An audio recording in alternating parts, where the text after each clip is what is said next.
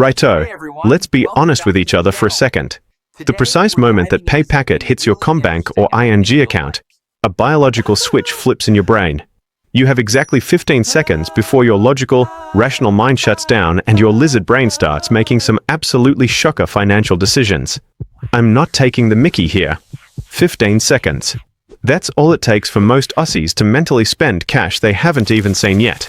As soon as that notification pings on your phone, your brain starts running the numbers. Not the important numbers, mind you. It starts calculating if you can finally blow some dosh on that new surfboard down at Torquay, or how many nights you can order Uber Eats this week because you can't be stuffed cooking after a long shift, or whether you can finally justify those RM Williams boots that have been sitting in your online shopping cart since last Tuesday. It feels good, doesn't it? That dopamine hit of seeing the balance go up. But what if I told you those same 15 seconds could be the difference between staying broke forever, constantly whinging about the cost of living and blaming the Reserve Bank for your mortgage stress, and actually building some serious, multi-generational wealth? What if there was a dead simple routine, a payday ritual, you could follow every single fortnight that would automatically put you ahead of 90% of the population financially? G'day, I'm Lachie. I've spent years helping everyday Aussies figure out what to do with their hard-earned cash the moment it lands. If you're sick of wondering where all your money disappears to every month, tired of the paycheck to paycheck grind, and you actually want to build something meaningful, maybe buy a house in this insane property market or retire before you're 80, make sure to smash that subscribe button. We don't do fluff here, we do strategy. Here's something that might shock you. The average punter has absolutely no clue what happens to their money after payday. They know their rent gets paid. Usually. They know the fridge gets restocked from Woolies or Coles, whichever one is robbing them less that week. And they know their KO Sports and Netflix subscriptions magically renew themselves. But beyond that, it's absolute chaos. They are financial sleepwalkers, stumbling through life, waiting for the weekend, and wondering why they never have a brass reserve left over at the end of the month. The reality is, most people treat their pay like a surprise birthday pressie from their nan, instead of treating it like the powerful wealth-building tool it actually is. They get excited when it arrives, blow most of it on random rubbish at Kmart or special buys at Aldi they don't need, and then spend the next 10 days eating 2-minute noodles or baked beans on toast, checking their banking app obsessively, praying they don't go into overdraft. But successful people, the ones you see driving around in decent cars who aren't drowning in debt, they do something completely different. They have a system, a routine. And that routine starts the second the boss transfers the cash. It's not complicated. It's not sexy like day trading crypto or trying to pick the next mining stock explosion. And it definitely won't get you on the cover of the AFR next week. But it works. It works so well that once you start doing it, you'll look back and wonder how you ever managed your money any other way. The secret is understanding that your pay packet isn't just money you earned for slogging away 9 to 5. It is your future financial freedom, chopped up into fortnightly or monthly installments. Every dollar that lands in your account is a tiny soldier. It can either capture territory for your empire, which is wealth, or it can go AWOL at the pub. Most people approach their finances backwards. They pay everyone else first. They pay the landlord, they pay the energy companies, they pay the banks, they pay the pub owner, and then they try to save whatever crumbs are left over. Spoiler alert, there's never anything left over. It's like trying to fill a bucket that's got a hole the size of a cricket ball in the bottom. The people who actually build wealth flip this entire process on its head. They pay themselves first. They allocate every dollar with intention. They make their money work as hard as they do. Think about it this way. If you're earning $85,000 a year, which is roughly the average full-time wage in Australia, and you consistently invest 10% of it, you're going to be in vastly better shape than the bloke earning $150,000 a year who spends every cent trying to keep up with the Joneses or the Hemsworths. The bloke on less money with a system will retire comfortably on the Gold Coast or in a nice spot in Tassie. The high earner, he'll be working until he drops because he never learned how to manage the flow. This brings us to the foundation of everything we are going to talk about today. Before you can build wealth, you need to know exactly where your money is bleeding out. And I mean exactly. Not a she'll be right guess. The first step in our payday routine is to determine what percentage of your income goes towards necessities. These are the things you literally cannot live without.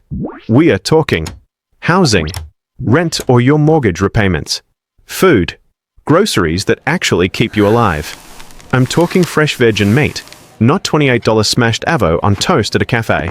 Transport costs. Rego, petrol, Mikey or Opal fares, or car insurance. Utilities, power, water, gas, and internet. Yes, NBN is essential these days for most jobs. Healthcare, G.P visits and basic medication. Notice what I didn't include. I didn't include your Stan, Netflix, Disney Plus, Binge, and Amazon Prime subscriptions. I didn't include your gym membership you haven't used since last January. And I definitely didn't include your Friday Arvo beers or your vape habit. Those might feel necessary, but they aren't survival. Here's the reality check, and it's going to sting a bit given the current cost of living crisis in Australia. If you are spending more than 60% of your take-home pay on true necessities, you are in the danger zone. You're either living somewhere too expensive for your income, which, let's be fair, in Sydney or Melbourne is very easy to do right now, or you're calling luxuries necessities to make yourself feel better. Let's look at a real Aussie example.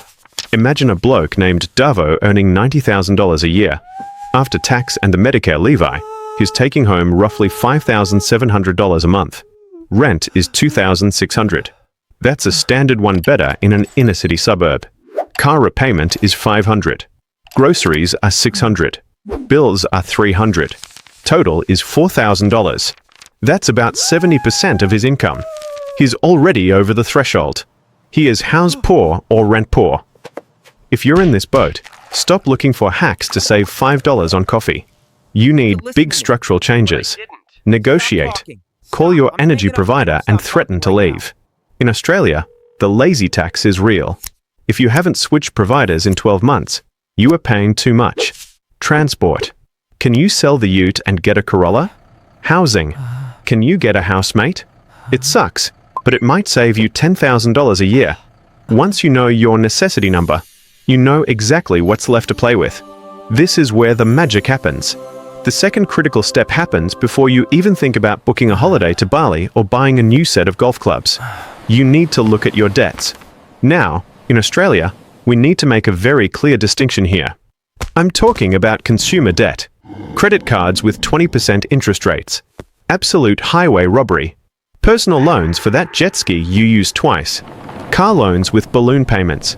And the silent killer, by now, pay later schemes like Afterpay, Zip, and Klarna. Let's talk about buy now pay later for a second. It feels free, right? 4 easy payments of $50. But it's a trap. It trains your brain to consume now and pay later. It steals from your future self. Plus, under the new lending laws in Australia, banks now scrutinize these accounts heavily when you apply for a mortgage. Having 5 active Afterpay orders can literally be the reason your home loan gets rejected. I am not talking about your HECS or help debt just yet. HECS is indexed to inflation, yes, and last year's 7.1% indexation hurt a lot of people. But it is still the cheapest debt you will ever have. It dies when you die, usually. Don't panic pay your HECS unless you have a specific strategy or you're about to apply for a mortgage and need to boost your borrowing capacity. Focus on the high-interest toxic stuff first. Your credit score in Australia is increasingly important due to comprehensive credit reporting, or CCR. In the old days, banks only saw if you defaulted. Now, they see everything. They see if you paid your credit card 2 days late. They see if you're making minimum repayments only. Use the avalanche method. Pay the debt with the highest interest rate first. Mathematically optimal. Or use the snowball method. Pay the smallest debt first. Psychologically powerful. Pick one and attack it like your life depends on it. Because financially, it does. Now that we've stopped the bleeding, we need a shield. We need an emergency fund. Or as I like to call it, your mojo account. This is cash set aside for when life decides to kick you in the teeth. And trust me, life loves to kick. Your transmission blows up on the freeway. You need emergency dental work. Medicare doesn't cover that root canal, mate. Your dog eats a sock and needs surgery. You get made redundant. The goal is 3 to 6 months of living expenses. Now, where do you put this money? This is where Aussies get it wrong. If you have a mortgage on your own home, the smartest place for this is almost always in an offset account. An offset account is magic. It's a transaction account linked to your home loan. Every dollar sitting in there reduces the balance your interest is calculated on. If you have a $500,000 mortgage at 6% interest, and you have $20,000 in your offset, you are only paying interest on $480,000. That $20,000 is effectively earning you a 6% tax-free return. You would need to earn about 9% in a savings account to match that after tax. If you don't have a mortgage yet, put it in a high-interest savings account. But you have to play the game. Banks like ING, UBank, Macquarie, or Rabobank offer great rates, currently hovering around 5 to 5.5%, but they make you jump through hoops. Deposit $1,000 a month. Make 5 card purchases. Grow your balance. Don't be lazy. Jump through the hoops. If you leave your cash in a standard bank transaction account earning 0.01%, you are literally setting money on fire due to inflation. Okay, buckle up. This is the section that separates the rookies from the pros. We are talking about superannuation. Most young Aussies ignore super because they can't touch it until they're 60. Oh, that's ages away, Lachie. I want money now. I want a Lambo. Listen to me. Super is the most tax-effective way to build wealth in this country. Period. It is a legal tax haven for everyday Australians. Your employer is already putting in 11.5% of your wage. That's the super guarantee. That's a good start, but it won't make you rich. If you want to accelerate your wealth, you need to look at salary sacrifice. Here's the math. If you earn between $45,000 and $120,000, every dollar you earn is taxed at 32.5%, plus the 2% Medicare levy. But money you put into super, it's taxed at only 15%. That is an instant, guaranteed 19.5% return on your money just by saving on tax. Where else can you get a guaranteed 19.5% return? Nowhere. The strategy is simple. Set up a salary sacrifice with your payroll officer. Put an extra $50 or $100 a week into super. You won't miss it from your take-home pay, but over 30 years, that small amount could grow into hundreds of thousands of dollars thanks to compound interest in a low-tax environment. But wait, there's more. The FHSS scheme. For those of you trying to buy your first home, super is your best friend. The First Home Super Saver Scheme allows you to voluntarily contribute extra money into super, getting that tax break, and then withdraw it later to pay for your house deposit. You are essentially saving for your house deposit with pre-tax money. This can help you save a deposit 30% faster than using a normal bank account. If you aren't using FHSS to buy your first home, you are doing it the hard way. The hidden trap. While you're logged into your super account, check your insurance. Most super funds automatically sign you up for life, TPD, and income protection insurance. These premiums come out of your super balance. If you are 22, single, and living at home, do you need $500,000 of death cover? Maybe not. These zombie policies can eat up your balance. Review them. Cancel what you don't need. Once your super is sorted and you're maxing out your tax benefits there, you can look at investing outside of super. This is for the goals before age 60. Maybe you want to retire at 45? Maybe you want to buy a holiday house? You don't need to be a genius stock picker. You don't need to be staring at screens like the Wolf of Wall Street. The smartest money in Australia usually goes into ETFs, or exchange-traded funds. You buy the whole haystack. VAS Vanguard Australian Shares gives you a slice of the top 300 companies in Australia. BHP, Commonwealth Bank, CSL, Woolworths, and so on. VGS or IVV gives you exposure to the big global players like Apple, Microsoft, Amazon, and Nvidia.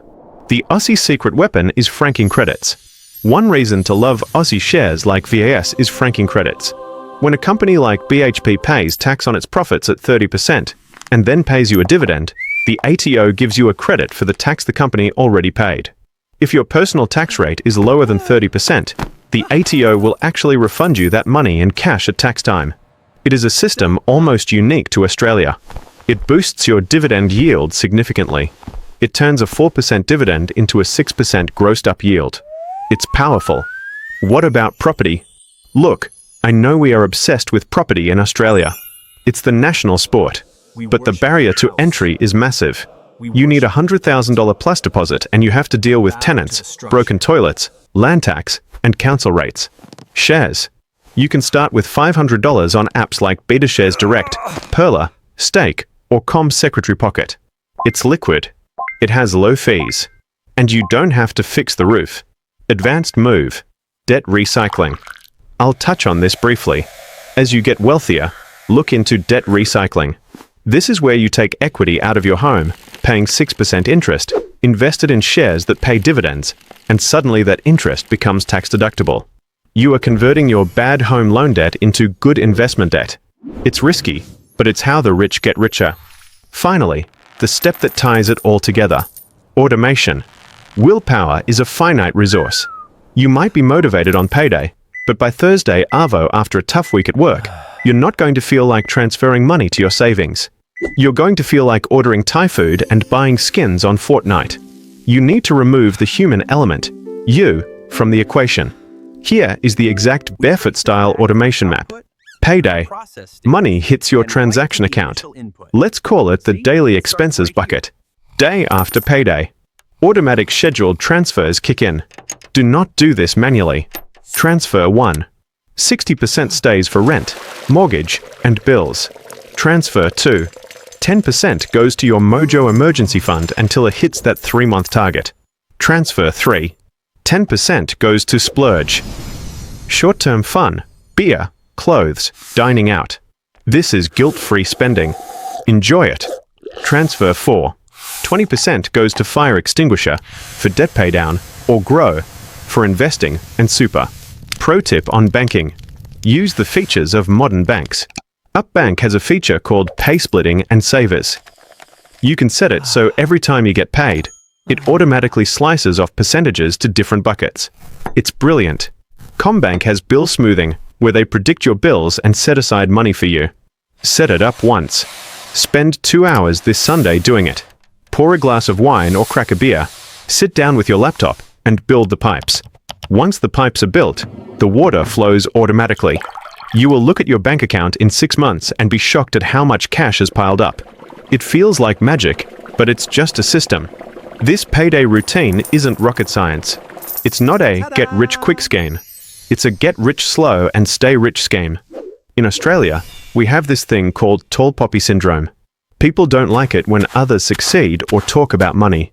So, you don't have to tell your mates at the pub that you're salary sacrificing into super or that you're debt recycling. Just do it quietly. While everyone else is complaining about the economy, complaining about the government, and complaining about housing prices, you will be building, brick by brick, dollar by dollar. Start treating your money like an employee. Give it a job. If you don't, it will quit and leave you for someone else, usually the TAB, the pokies, or the bottle-o. Automate everything. Maximize your super. Kill the bad debt. Use the tax system to your advantage. Do this, and in 5 years, when your mates are still stressed about money, you'll be shouting the next round because your dividends just hit your account. If this helped you out, give us a thumbs up, subscribe for more Aussie financial strategy, and I'll catch you in the next one. Cheers!